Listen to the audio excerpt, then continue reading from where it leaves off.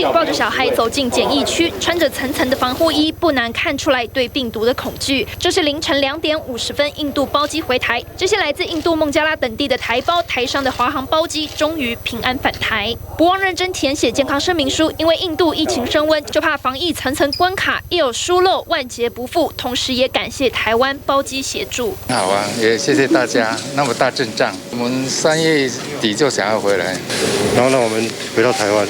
真的非常感谢他们，谢谢。回来的心情啊，回来当然很开心啦。只不过129名旅客下机后，却有9人在健康声明书中自述有咳嗽等症状，检疫人员不敢大意，随即送往采检站采检，所幸一切都平安。印度包机的事情，早上有9位有症状。